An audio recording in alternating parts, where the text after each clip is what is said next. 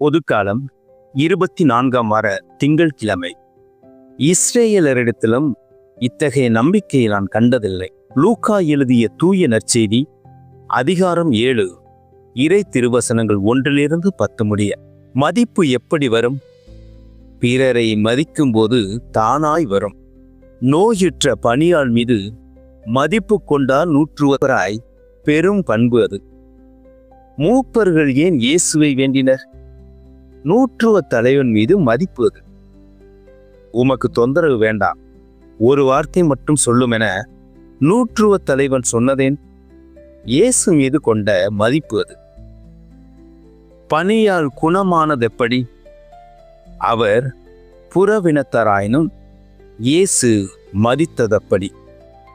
மதிப்பு எப்படி வரும்? பிறரை மதிக்கும்போது தானாய் வரும். மதிப்போமா?